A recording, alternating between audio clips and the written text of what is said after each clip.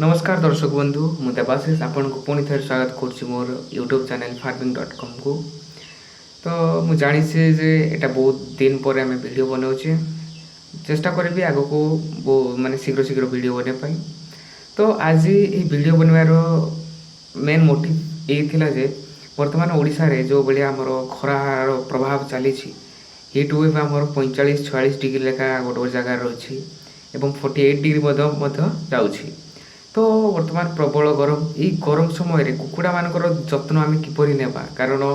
मनीष मानकर बंचिवा असह्य जाऊँगी बहुत सनस्ट्रोक आसूसी मनीष मान को।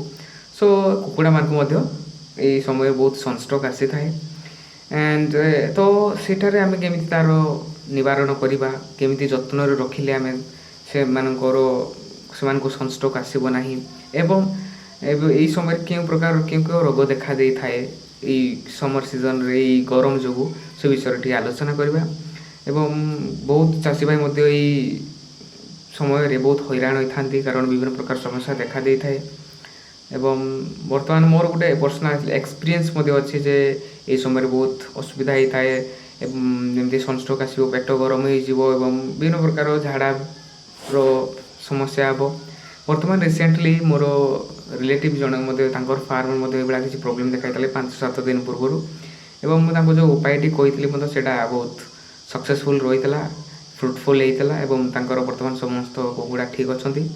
सो चलते आरंभ आम आलोचना करवा क्यों क्यों प्रोब्लेम सब देखा दे थाए। तो ये खरा समय आमर बहुत आम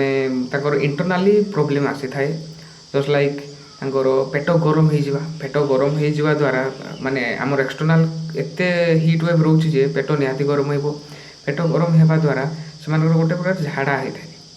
white type white loose motion होता है अदरवाइज से जो व्हाइट लूज मोशन होता है एवं से होगा द्वारा से आउ खाद्य खाइबे ना से माने धीरे धीरे खाद्य पानी पीवा बंद करदे धीरे धीरे वेट लॉस हो खरा दिन गोटे बड़ प्रोब्लेम होता है वेट लॉस से झाड़ा हो गरम जो खाद्य खाइबे ना बाई चान्स जब खाद्य खाईदे पानी पीबे ना कारण ये माने शोष होता है। तो अत्यधिक खरा जो ये प्रोब्लेम जो से माने वेट लॉस होता है वेट लॉस है माने आमर बिक्री माने जो वेट लॉस हो जाऊँ आमको बहुत लॉस आसीज एंड सो यही प्रकार एवं झाड़ार विभिन्न प्रकार रोग जो गोटे माने डिजीज रोचे आमर कॉक्सियोटाइसिस देखा जाऊँ जोटा जो कहुए से आम कहुए से एक्चुअली लाल लाल टाइप झाड़ा आसो रक्त टाइप झाड़ाटा आसो से देखा दे थाए। तो ये सब देखा जाए ये समर सीजन रे। तो ये कौन प्रकार चिंता हबार ना आपण मैंने प्रथम जदि prevention is better than cure कहुए जदि आम यार उपाय कर ठीक भाव रखा ताली खरा सीजन रे बहुत बढ़िया भाव से आम सुस्थ रखिपर।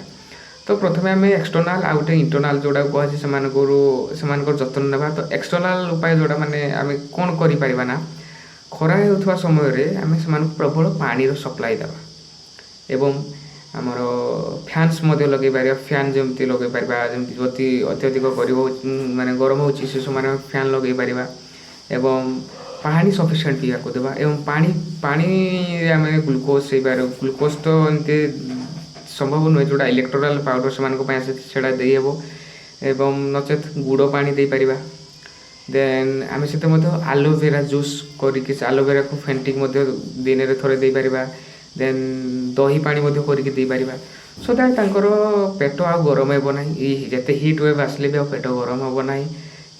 ताती पड़े पेट गरम हेब ना जहाँद्वारा से इंटरनाल प्रोब्लेम आ कि देखा ना एवं से ठीक रे वेट लॉस हेब ना।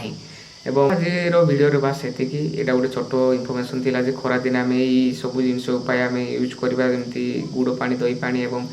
आलोवेरा पानी दे पारिबा पानी सफिशिएंट से देवा एवं खाद्य तुलन में पानी अधिक देवा एवं जमी फैन लगे पारिबा एवं गोटे गोटे जब खरा जो साइड रोचे से आम परदा लगे पारिबा। सो आज ये रही थैंक यू।